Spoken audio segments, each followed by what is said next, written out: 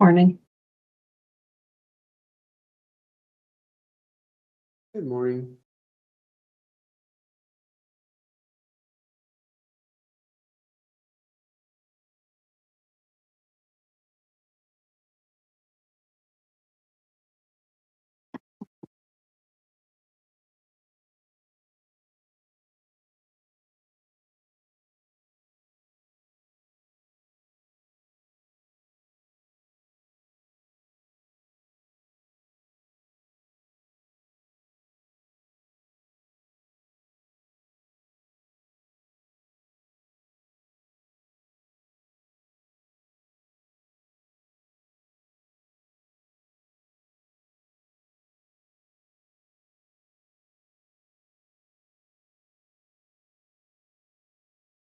Good morning, everyone.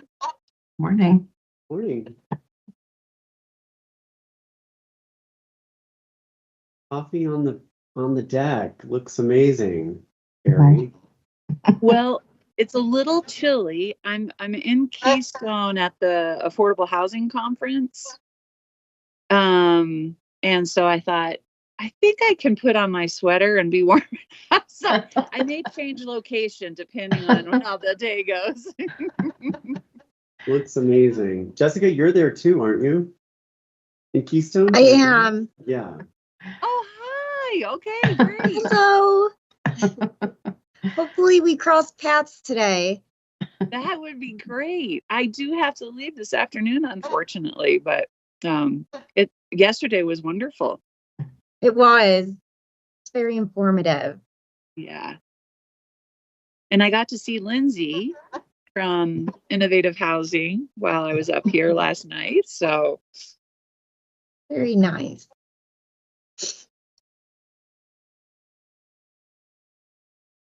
looks like we're getting close to everybody here. We'll give us another 30 seconds or something, see if anybody else joins.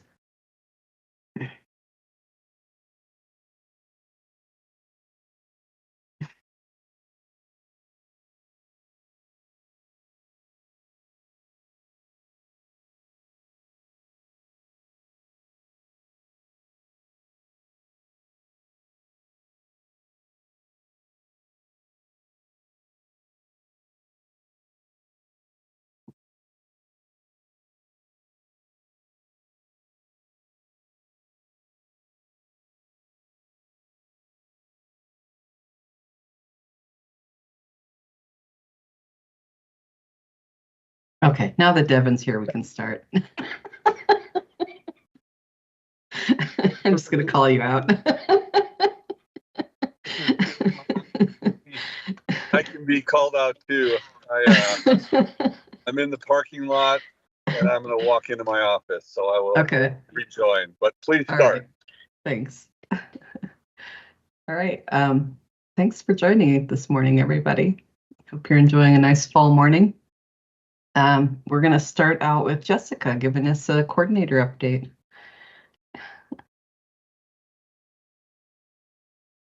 Good morning, everyone. I will go ahead and share my screen.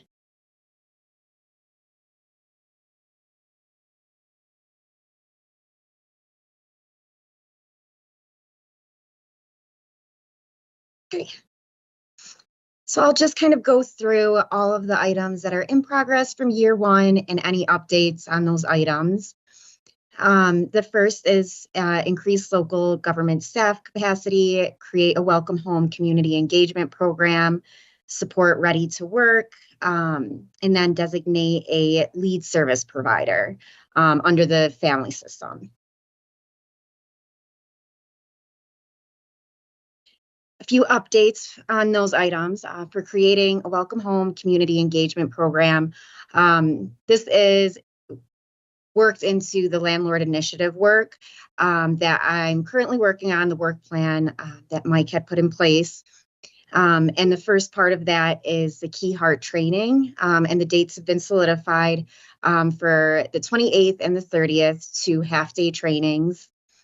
From there, the housing stability cohort will initiate, and those will be monthly meetings just where we go over any updates, any progress towards landlord outreach.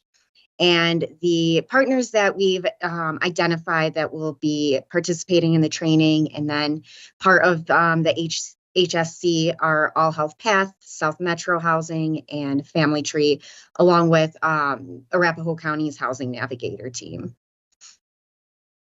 For designating a lead service provider under the family system, we decided to put that on hold and integrate that into the new action plan.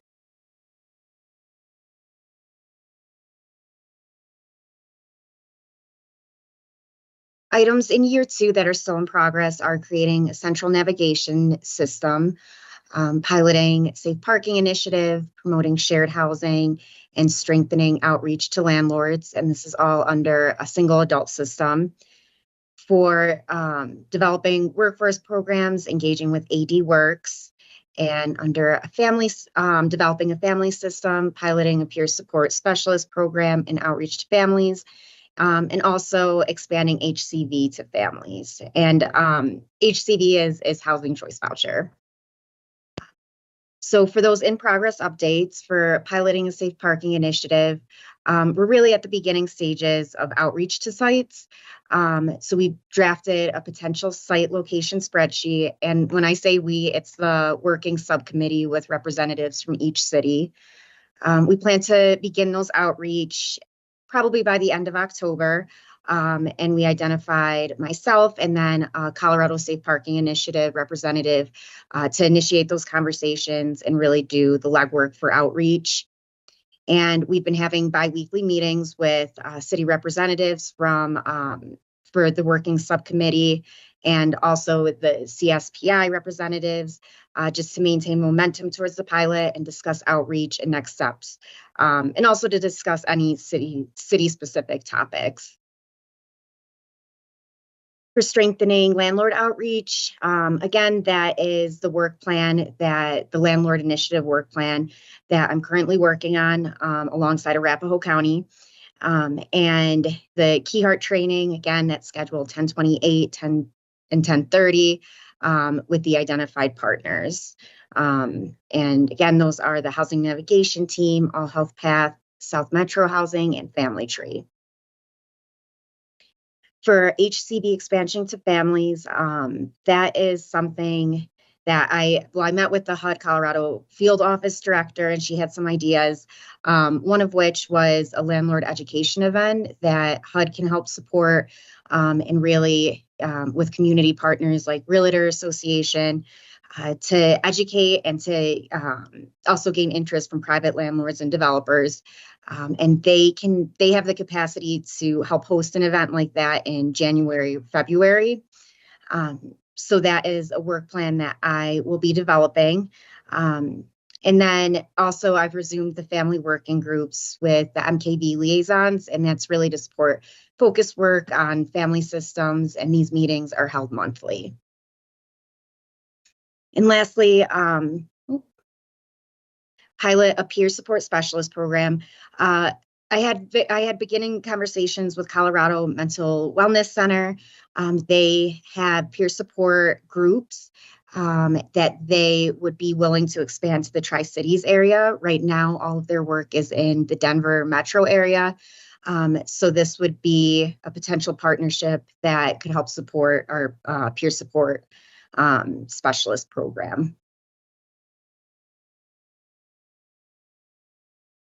For year 3, convene local healthcare providers to discuss street outreach team. This was one that was recently in progress that has been moved over to completed. And then for in progress, sponsor PSH feasibility assessment. This was something that was planned that I've moved to in progress. So an update on the local healthcare provider convening. It was hosted on the 11th of September, and we had Doctors Care, Stride Mobile Outreach, their street medicine team, the Englewood Police Resource Case Manager, Advent Health, All Health Path, and Arapahoe County Public Health. We had some really fruitful conversations around how we can help support our street outreach team, which is really interested and enthusiastic about expanding their efforts to Tri-Cities. So it was kind of a unanimous decision that these groups were really helpful. And from there, I'm hoping to present at the next Change the Trend meeting to gain interest with other providers and who would be involved in a subcommittee moving forward. And I met with Emily with Englewood and Stride in developing an action plan so that we can expand our efforts to the Tri-Cities area with their street medicine team. And then for sponsoring a PSH feasibility assessment, I have began the work plan and movement on this area, which moved it from plan to in progress. I've reached out to a few contractors and developed a running list of initial outreach and potential contractors that we could consider for this.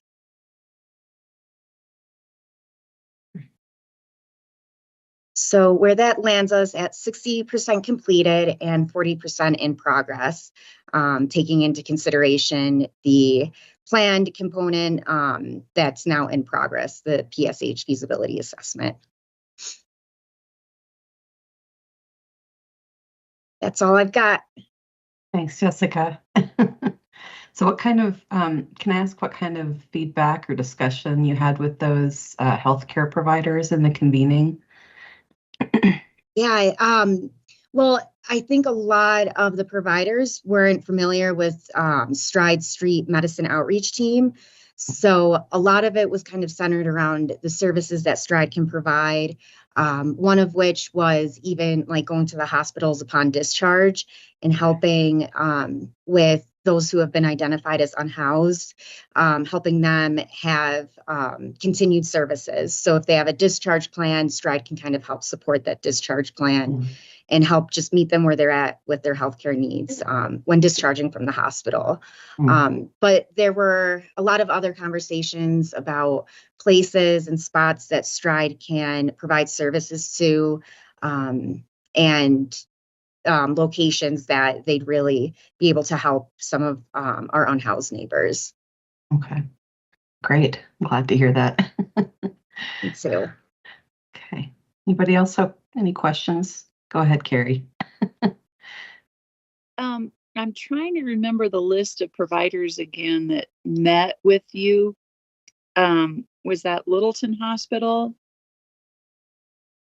Was that a part of the group? Is that Advent? Advent Health was present at the convening. We had All Health Path, Doctors Care, the Stride Street Medicine. What about Swedish? That's a great question. I actually recently was connected with a contact at Swedish. I think they were going through some staff turnover recently, so it was hard to identify a point of contact, but I do have one now, so. Okay. I know that we've tried to involve them and there's always a staff change or whatever, but I mean, I would look to the Englewood folks. I mean, I just think that they are massive part. I mean, they should really be a massive partner, but we struggled with that. Am I getting the vibe of that?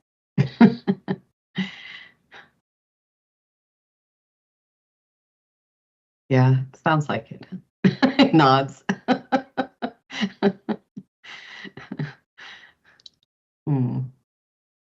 Okay. Any other questions for Jessica? Just on the note of a Swedish contact, I know I gave you that lead social workers contact, Jesse. Our deputy chief also has run into somebody. I think he's more on like the marketing side of things, but he comes to the quarterly, I think they call it a quarterly steering committee type meeting that's with their CMO and their CEO. So I can pass that off to you if you would like as well. Thank you, Emily. That would be great. Sure. Great. Shawn's indicated they're willing to make another attempt too. Okay. Yeah, hopefully we can get them looped in and caught up on what's going on then. All right. Anything else? It seems to me like it's a help to them, Yeah. right? Right. I mean, that's what's so crazy about it. Okay. Yeah. All right. If I was in their shoes, I would be really relieved to hear there's someone who could follow up with my patients. But you would think.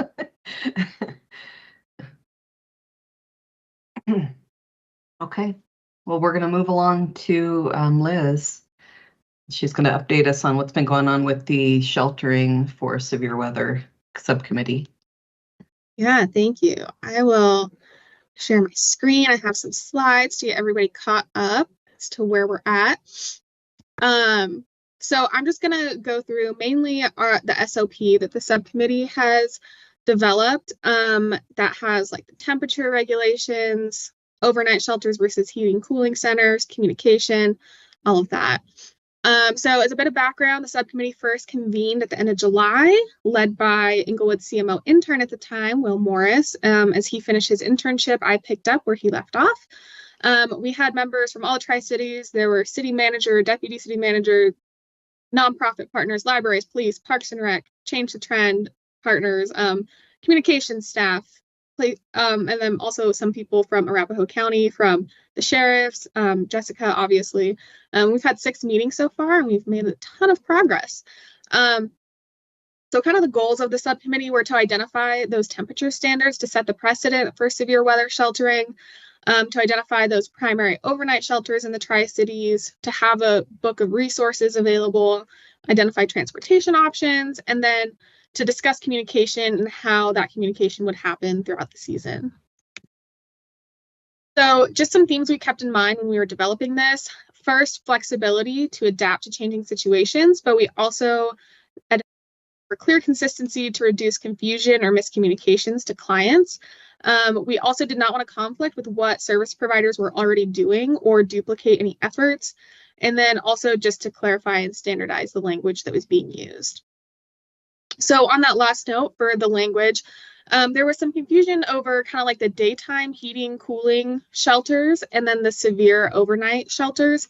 And so we decided that we would use the term shelter for those that were doing severe overnight sheltering, again, which will occur for conditions, provide people with somewhere to sleep. And then those heating and cooling centers provide somewhere for people to sit, access to water, and somewhere to warm up or cool down. And those are activated during normal business hours. So think of like libraries, parks and recreation facilities, etc. And then we also agreed on the training standard that all of the heating and cooling centers are responsible for training all of their staff in these definitions so that there's no communication or miscommunications with clients or people who are asking questions, as well as those activation protocols and closure protocols for if. So the primary severe weather shelters for overnight sheltering are Hat Force and Movement 5280. And so because of that, obviously we weren't going to demand Hat Force change their temperature standards. So we're using their temperature standards. That's what the subcommittee agreed. Activated when temperatures are expected to reach 20 degrees or below with no moisture, and then 32 or below with active moisture. And they also use the standard that moisture has to be projected for 3 hours or more during the overnight hours from 6 p.m. to 6 a.m. And that is predicted rain or snowfall, and it does not include previously fallen moisture on the ground. So if there's snow on the ground, that does not count. And in terms of the heating and cooling centers for daytime activation, for the heating centers, we felt that consistency was really important for clients. And so keeping those same temperatures of below 20 during the day with no moisture or below 32 with moisture. We didn't add in any of kind of like the time requirements for those, but we figured just having the same temperatures in people's minds would be helpful. For the cooling centers, those will activate temperatures are expected to exceed 100 degrees during the day. And so again, those will be activated during normal business hours. And then just some information on Hat Force's operations and how they're going to be kind of working with Movement 5280. So Hat Force makes weather decisions 7 days a week between 8 a.m. and 9 a.m. And they can project out up to 3 days in advance. The decision is recorded and posted on their hotline by 9 a.m. The hotline number is there. It's also been posted on their website recently, which is really useful. And then at 9 a.m., clients can call and get the weather determination if the shelter is open. If it is open, the pre-registered clients have to call to reserve their spot between 10 a.m. and noon for shelter that night. And then reservations for unregistered clients begin from 1 to 2 p.m. if there's still rooms available. And then at 2 p.m., that hotline is going to be transferred to Movement 5280. So here's just a timeline of that visually. You can see it's a little choppy, but I think it works together pretty well. So once Movement 5280 picks up the phones at 2, those phones are open until 5 o'clock. At 6 o'clock, Movement 5280 opens their doors for shelter, and at 9 p.m., the shelter doors are locked. I will also say Movement 5280 provided the group with an agency-only phone number. So for police, fire, etc., there's a phone number that they can call if they come into contact with somebody that needs shelter outside of those hours. So that is also available. I should just pause right here. Are there any questions about the overnight sheltering situation? Do you have an idea of like how many people can be sheltered between the two options?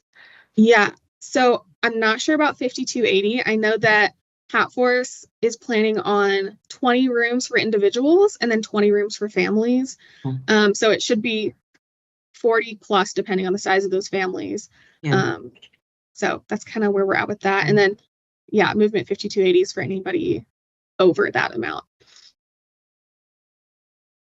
Yeah, Emily.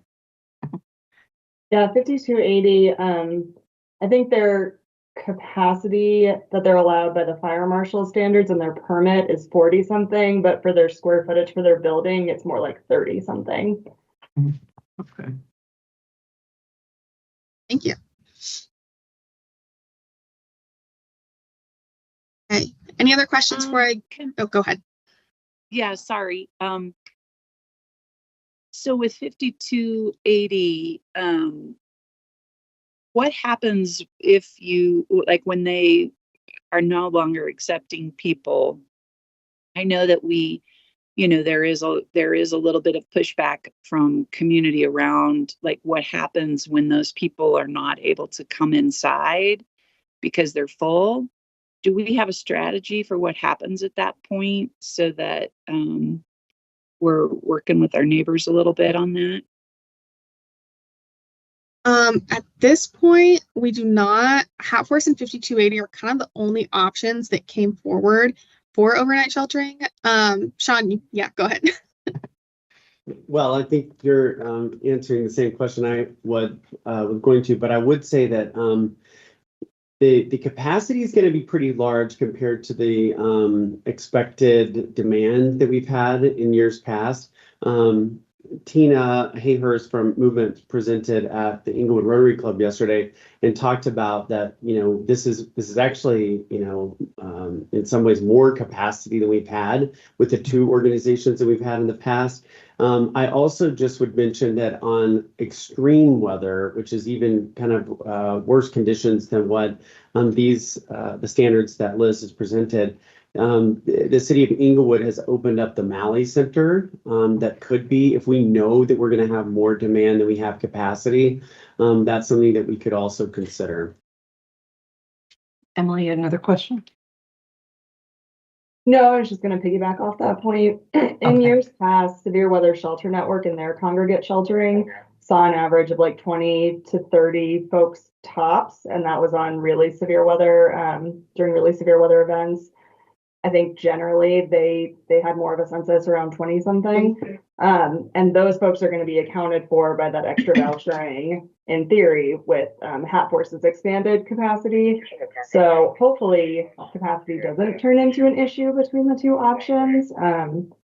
If we do have an emergency though, where, patrol is encountering somebody or was to get called to the neighborhood or to the building and someone maybe either isn't appropriate for congregate sheltering or there's not enough space. I always send out updates with the Denver walk-up options, as well as the Aurora walk-up option that are open 24/7. We just try to avoid transporting outside the city if we don't have to, just because of capacity for calls for service, but it's an option in an emergency.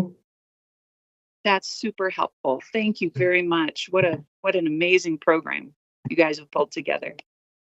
Gretchen. Yeah, as I remember, Severe Weather Shelter Network had some rule outs, specifically those with sexual offenses. Is that the same for 5280 and Hatforce? I remember of Hatforce's presentation. When you register to become a client, you consent to a background check as part of that. They did say, though, that it wasn't an automatic rule out, but it's just information they need to know to try to find you the best place to shelter you. That's great. Okay, and what about 5280? I have not heard any of those requirements for 5280. Emily might have a better answer. I don't have a detailed answer, but I know that they I think they are also going to use some sort of background check process, but the way that their building is set up, they also are able to have separate spaces to utilize for different populations. So like one space for males, one space for females, one space for folks who may not feel comfortable falling into one of those categories. If they had an emergency for a family unit, there's a separate space. And then if somebody's inappropriate for some reason to be in a larger congregate setting. So I don't remember the details of their background check process and what their rule outs are, but they were trying to be mindful of special populations within the sheltering needs within reason. That's great. Jessica or Emily, would you be able to confirm that for us just as we start talking about these options for people? Yeah, I'll reach out to them. Thank you.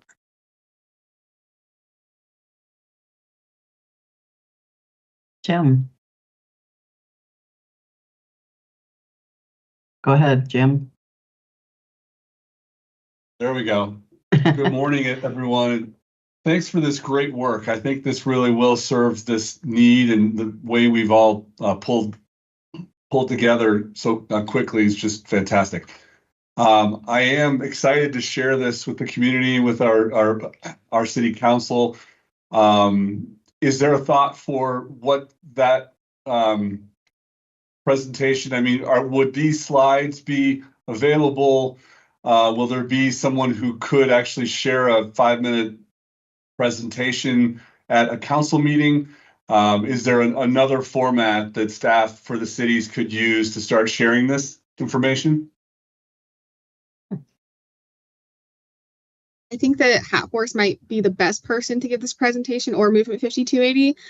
But there is a slide deck that they shared with Change the Trend, and I can see if I can get that available to the cities. Jim, we should ask Hatforce to present for the 15 minutes. I think that would be a great idea, as well as possibly 5282. Yeah, that would be great. Yeah. Thank you so much for the work. Yeah, no problem. Okay, if that's all the questions, or at least for now, on severe overnight sheltering, I also have some information on how the daytime shelters or daytime heating cooling centers are going to be activated, and kind of the communication standards we set for that. So for internal communication, the subcommittee is all on a Microsoft Teams channel, and they are going to begin communicating about 72 hours before kind of the day in question about whether they're going to be activated or not. If the weather in question is going to take place over the weekend, all the decisions are going to be finalized by Friday. And then during this internal communication, it's going to provide the opportunity for each heating or cooling center to affirm whether they're going to be able to be open and available during all the times that they listed in the resource book that we put together. This was a ask by all of the heating and cooling centers, just to make sure that there's no miscommunication over whether they're open or not. And then this time is also to be able to confirm the messaging internally for consistency and ensure that it's shared with our nonprofit partners. And then 24 hours prior is when external communication is planned to go out. So when possible, cities should post the information on their website via pop-up or a banner, including expected days for activation, any other important information. And then if a heating and cooling center has previously affirmed during that internal communication they would be open, but something changes, we do have a protocol for unexpected closures as well as expected closures of those heating and cooling centers. So first, for the expected ones, when possible, all of the expected closures, you have to notify the Microsoft Teams channel at least 2 weeks in advance. And there's also a live calendar that we've created where they can enter the closure of their site and any details. And so they'll also be required to update that. The day before, send a reminder to the group, ensure all additional heating and cooling centers within the Tri-Cities are notified so that there's no confusion, or if one reaches capacity, they're not sending clients to one that's already closed. And then we also created a template for closures or alterations of hours that the heating and cooling center that's closing will fill out, post it on all the entrances. And on that template, there's also a space where they list the 3 closest heating and cooling centers to that location, so that if somebody shows up, they have an idea of where else to go. And then unexpected closures, obviously they have to immediately notify the Teams channel with the subcommittee members. Should include any details that they know at the time, if there's any additional needs to ensure client safety.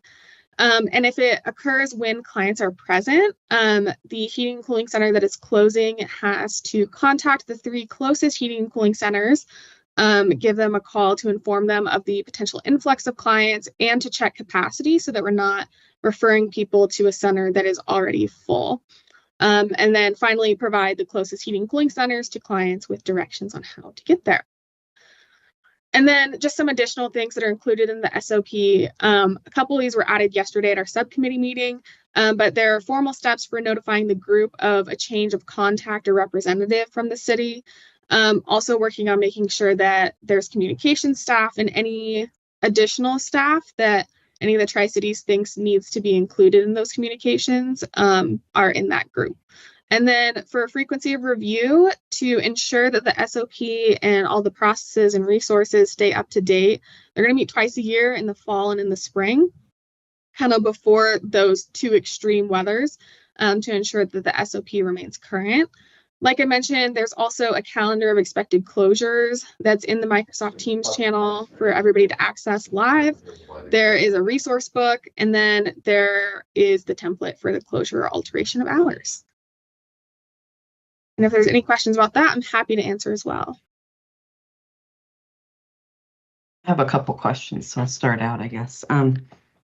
Maybe a silly question, but which forecast or what location are you going to use for the weather forecast? National Weather Service is the plan.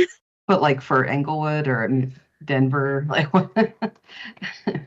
That's a great question. I think it'll probably be Englewood, Littleton shared. I mean, I think we'll probably take a look at all 3. And if I think even if 1 out of the 3 is going to have that would warrant sense. Yeah. Activation. Yeah. Okay. And then my other question was, we've had so much I've seen quite a bit of discussion about homeless folks in other emergencies. And I'm, looking at like the hurricanes this week, not that we have hurricanes, but we could have like wildfires or something. And I wonder if we ought to address that in this plan or talk about that as another plan, or is that something we would not even really be involved in as Tri-Cities? Would that be run by Arapahoe County? Well, I think, Shawn, you can correct me if I'm wrong on this, but I think Englewood, I know that we have an emergency operations plan. And so I think if that emergency operations center was activated, people who are unhoused are definitely a consideration in that. I don't know the details of that, but I know that it's part of it. Okay. Shawn gives a thumbs up, and then Carrie's got her hand up, so maybe she's got some input too. I don't know how much input, but I do think that the county, in particular around fires and things like that, the county does have an emergency system that's set up that they work with the cities quite extensively on. And for some of our cities, they actually provide those services. So, and also, if there's a specific fire in a particular area where maybe you have an encampment or something like that, and we really do need to find a little more long-term thoughtfulness about it, our community resource team, that's when I think maybe Jessica and some other folks might be pulled into that kind of conversation. But it's a really good question, and a good question around what might be considered an emergency in such a urban complex. Our wildfires happen a lot more out on kind of the eastern plains, but certainly we've seen fires in some very specific areas in Englewood, Littleton, and Sheridan. Or a flood, along the South Platte. Yeah. So I think it is a good question, and we could certainly get Nate from our emergency team to come if you all would like that. Yeah, I think I'd like to understand if that really is already formalized in their plans or not, and if not, can we add some steps to make sure that we have planned to, reach out to those communities the best we can, wherever we know people are, if there's an emergency. Jim, Devin, and Shawn, I know that we recently had a change with Englewood's contract around this, but I can't remember about Littleton and Sheridan. So you all might have a better feel for whether it would be helpful for the county to come in, or whether you all have specific plans that are more apropos for this. Yeah, thanks for the question, Carrie. For Englewood, we still do have a contract, and as you said, it's just been modified, scaled back a little bit. But I think inviting Nate is a fantastic idea at our upcoming meeting. Yeah, I think we all have slightly different plans and contractual arrangements, or however that goes. But Nate can give us the big picture. I agree. Okay, well, why don't I get in contact with Nate, and I will see if we can get him on the calendar. What would be the date of the next one? That'd be November. The second Tuesday, right? November 14th. Yes. Yeah. November 14th.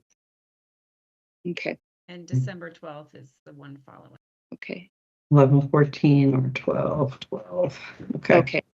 I will check into that. Great. Thank you, Carrie. Okay. Other questions about the plan? I just want to say I think it's great. I love that it's really very clearly written, and everybody seems to know what they're supposed to do. It's very nice procedure. Thanks, Liz. Shawn? Thanks, Mayor. Liz, I noticed, I hadn't noticed it until I posted it in the chat in Councilmember Wright's comments, but did the subcommittee anticipate that that our policy committee would vote on this? And is it ready for that point yet? I think it's ready for that point. I don't really know. I was told to give it to the steering committee and then present it to this group. And so I think that they are expecting some sort of approval. So yeah. I think it makes sense for us to do that. Yeah. And it looks great to me. And I do want to just call attention to Rebecca's comments about have we connected to 211 to update info, Liz? We have not. I didn't even see that comment. But I can reach out. I know there was someone who presented to change the trend a couple weeks ago, so I can make sure that this is connected. Okay. Well, Mayor, I don't know if, I mean, it was on the agenda, but I don't know if a vote is appropriate now or at the steering committee, either one. Honestly, I wouldn't even know how to do a vote because we do them so seldom. Right. I don't remember who votes, that kind of thing. Well, I know everyone on the steering committee, almost everybody on the steering committee votes, so we could just take that vote there. But I do want to just ask the group before we do that, if there are any objections or edits, changes to what's been presented. I think it would be nice to kind of specify, that information about which site you're looking at for the weather, because you can have differences across the communities. For sure, I'll add that in.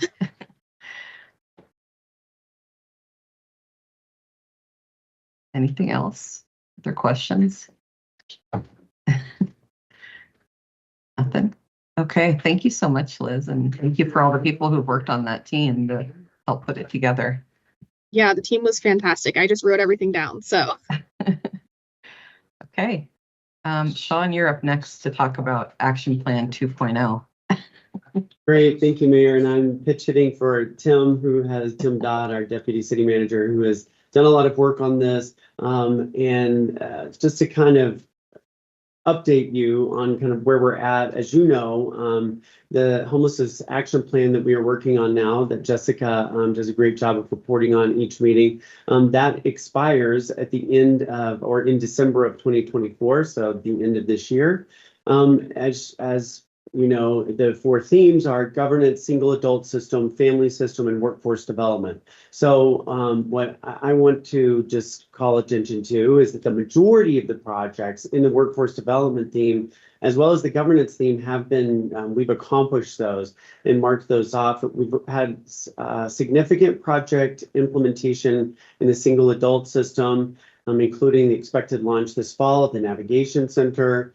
In mid-September, we presented to the Inglewood Council just an update on the progress of the plan, had help from a number of you all for that. Our council has already given some input and feedback on the plan, and we've shared that with the cities of Sheridan and Littleton through the city manager's offices.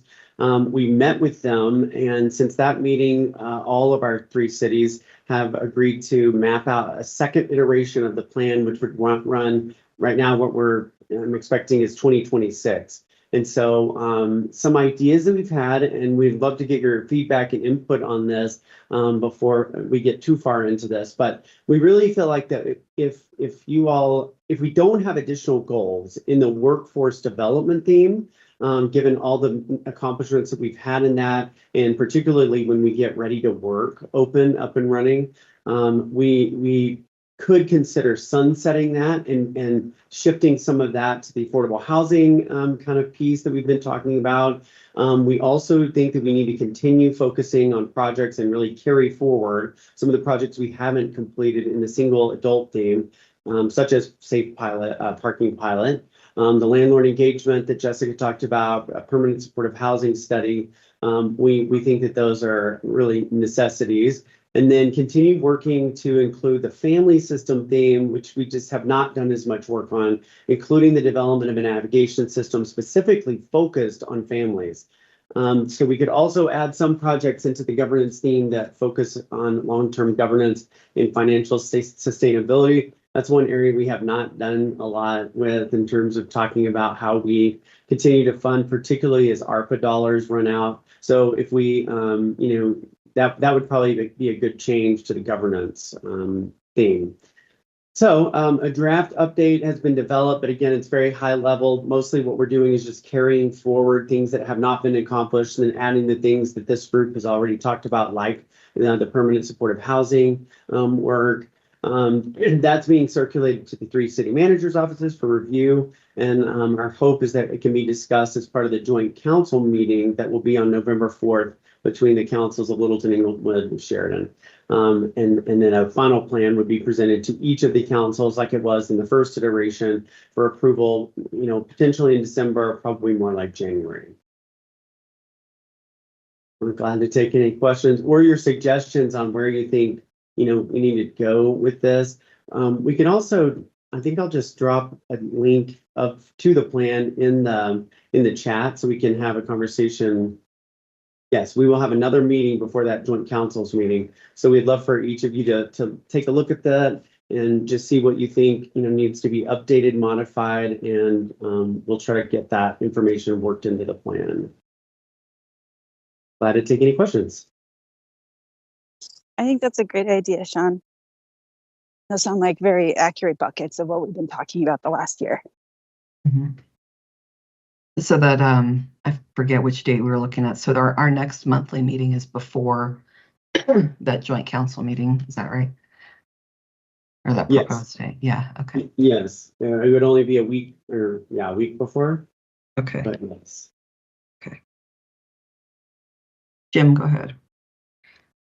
Yeah, just to mention that our city staff has been looking at the draft. Thanks to Tim and Shawn for working so hard to draft it. I do think that it's on point with the direction we've been going and does a nice job of continuing the unfinished items from our first plan and then, leading into the work that we've talked about. So just want to say it looks good at first glance from us. We'll be sharing it with our council to get any thoughts there and be ready for the joint meeting.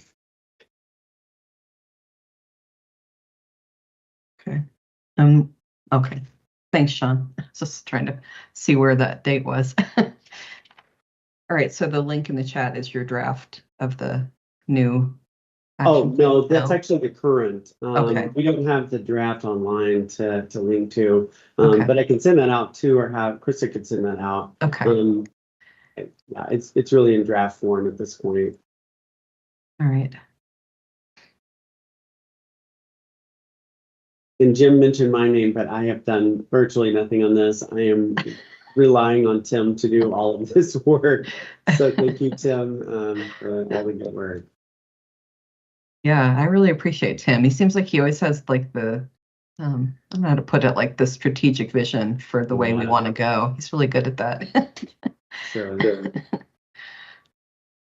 Okay. Anybody have any questions or comments on the Action Plan 2.0? Jessica, any thoughts? Are you just going to take your marching orders, or do you want to have input? I gave a few suggestions at the last meeting. I really I think a lot of the landlord initiative and housing choice voucher work is really important to integrate, and then a lot of the work with the family systems too. Yeah. So on board with everything that's been discussed. Great. Carrie? Did you say the joint council meeting is is that in the chat, November 21st? Yeah. Okay, so it's Correct. November 21st in the evening time, and then it'll be in Inglewood, or? I think we were talking about Littleton, weren't we? Or am I misremembering? Yes, no, Tim says yes. Yeah, I'm showing it at 6 p.m. on the 21st, hosted by Littleton in their council chamber. Thank you very much. Okay. All right. Anything else on that draft plan? Joe? Sorry, I have one more comment, but it's not on the draft plan. Okay. So if anybody else has anything on that. No, we can open it up to Roundtable if other people have things to bring up. Go ahead. Well, I was just going to return to the severe weather sheltering plan. Shawn had suggested possibly, if I understood right, voting at the steering committee. I'd feel better about voting at this. This is kind of the public facing meeting.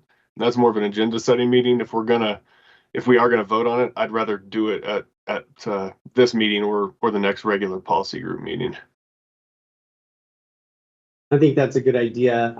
Devin, can you tell us, as the expert on our charter, who votes? That was the holdup for me. Yeah. I was just thinking of that, Shawn, and I was trying to remember. I know the electeds vote, the city managers vote. I'd have to look at it again to remember exactly, but I want to say that was it. Or no, did the Chiefs vote too? I don't think so. No, Mayor, no. I think it was because at the time it was the mayors, it was the managers. That's always been the elected representative, whoever that is, Yeah, the electeds and the managers. I think that was it for the voting members. That sounds right. Why don't we put it at our next meeting and then we can confirm that? Yeah, we can send out I agree with Joe and Shawn on this. We should notice it on our agenda that there'll be a vote. So, and we can send out the info on who that is. Is that you, Devin? You're going to take that? Sure, I'd be happy to. Thank you.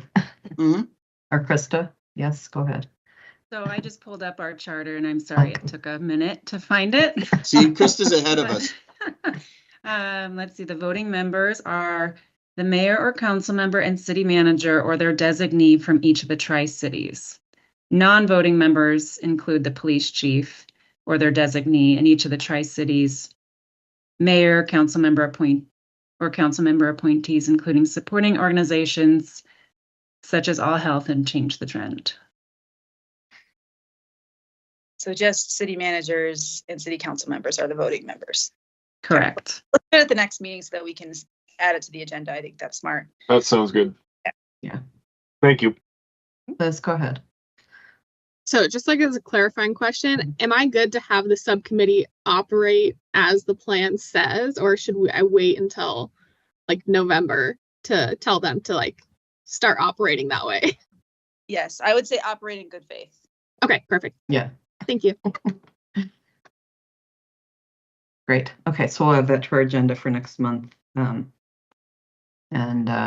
give an opportunity for anyone who's interested to attend that meeting to see us vote for maybe the second time ever. I don't know.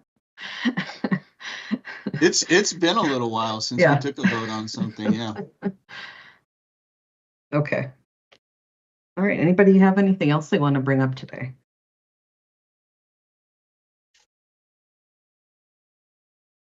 See any hands going up? Okay. Sounds good. Good discussion today. Thank you, everybody. And we'll see you next time. Thank you. Bye. Everyone. Thanks. Bye.